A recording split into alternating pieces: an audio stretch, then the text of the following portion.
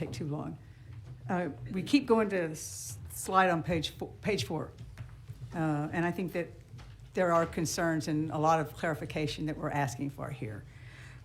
First off, I will say to your point, my understanding of recapture is that those dollars, well, I know for sure they're local dollars. They're not state dollars, but they are funneled through as if they are state dollars because they supplant state dollars that otherwise would be spent in the formula. Is that correct? Yeah, I don't know that I would use the exact same words, but I think that's correct. What word would you use? It's a funding source for the foundation school program. Finance. Yeah, it's a method of finance. So But to the extent that method of finance is not there in the foundation school program, you would need an additional method of finance to support the same dollar amount. Which would be the supplanting. state. Yeah. Yeah. Okay. So in the slide on page 4, you talk about it being all in, and you've included debt service, which I think a lot of us would think that needs to be backed out for sure. Okay. That's the reason. It's one of the reasons we itemized it. So that, I appreciate that. Yeah. Does it also include TEA? Yeah, I will say, and I think this is back to member Wu's, Representative Wu's question. So I think about $200 per student is what you would call state oversight. Okay. So service centers, TEA. Okay. Some of that infrastructure. And then it includes TRS as well? Yes, but it's that I would say that requires a little bit of clarification. So teachers, public school employees have a payroll tax obligation to pay into TRS. Some of that is paid for by the employee, but some of that's paid for by the employer, just like say Social Security taxes. So those payroll taxes are part of the expenses of a school. Sure. And so that is in this picture. As it turns out, that is quite complex because schools pay some of that payroll tax out of pocket from the formula funds that they receive, and then schools pay for some of that by not paying for it at all. You do a direct appropriation on their behalf to the comptroller. So there's about to TRS. There's about $2.8 billion per year of public school funding that is not actually in TEA's bill pattern. It shows up in the TRS bill pattern, but it is in fact an annual expenditure, and districts account for that in their certified annual financial reports because it's sort of an in-kind revenue they receive from the state. Well, I think to Representative Gonzalez and others' comments here that this chart is used as if this were the case without going into all those nuances, without going into all of those complicated formulas, and that it would be more helpful if we had things broken down to what is actually going to the schools. That would be helpful, I think. I know you don't include inflation here. It indicates on this chart that since 2011, it's gone up the cost has gone up 48%, but my understanding of inflation over that period is 36%, so there's certainly that would make a big difference in how this looks. Let's see here. And the other thing I want to mention about the costs that have gone up, according to the LBB fiscal size up, the last one that we got, special education students have gone up from 2018-19 school year 2020 to 2022-23 school year by 41%. Yeah, it's. I think the numbers are even more stark than that.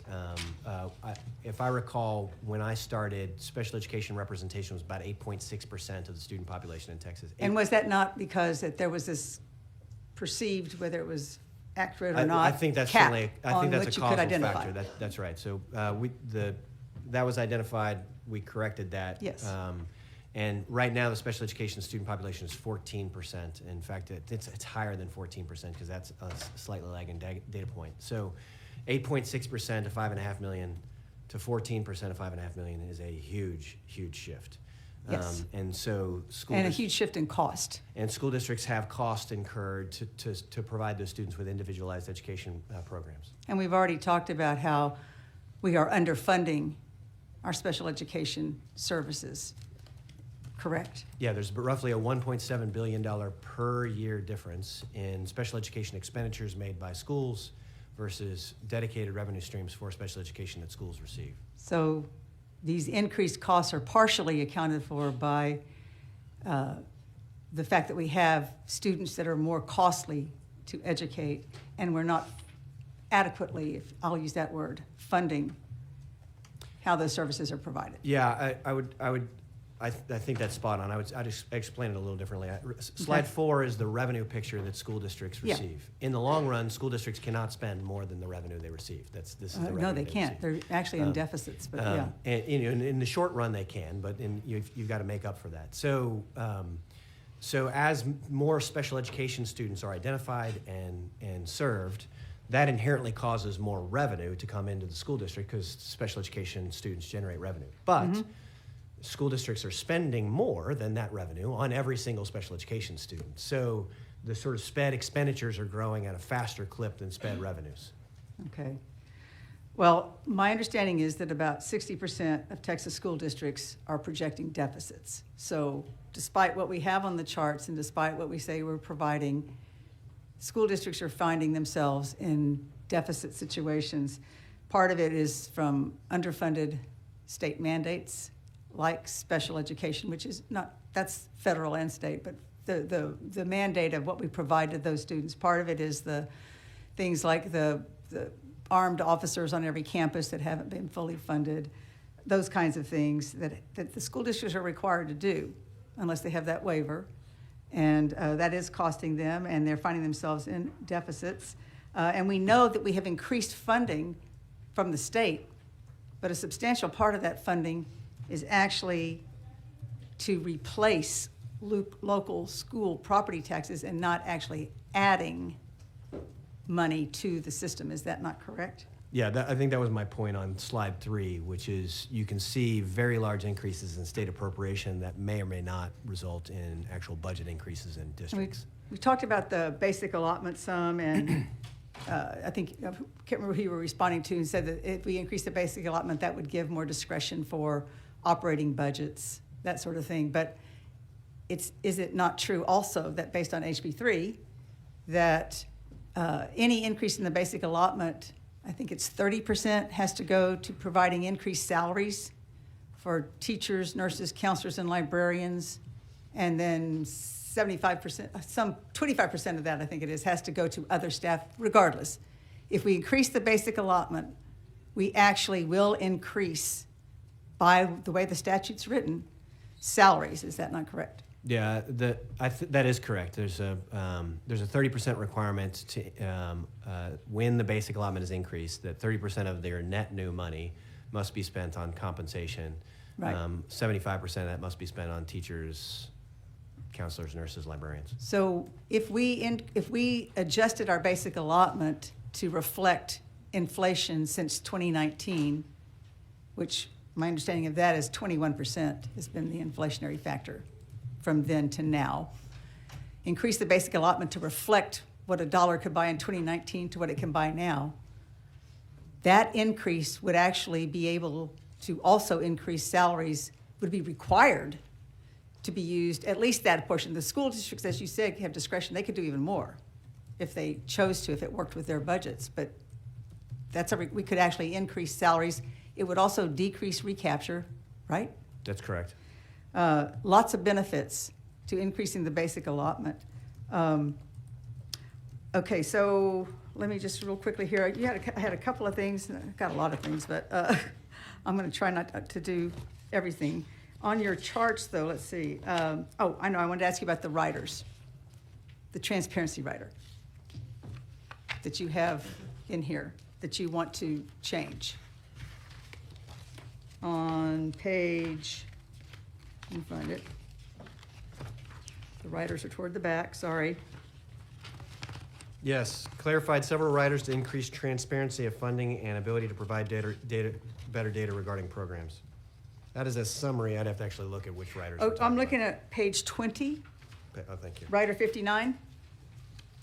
It indicates that you want to edit the rider to require the reporting, but to remove, quote, other factors impacting public education, end quote, as these factors are not defined. I just wanted to clarify that it would still be showing WADA.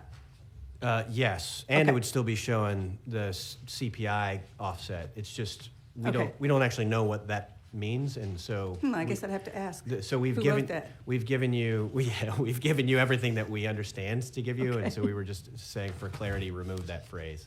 Okay. And also you mentioned you're on hold for the A through F ratings. Yeah, we've been enjoined for 2 years. Right. Didn't you put something out there, something like was called what ifs?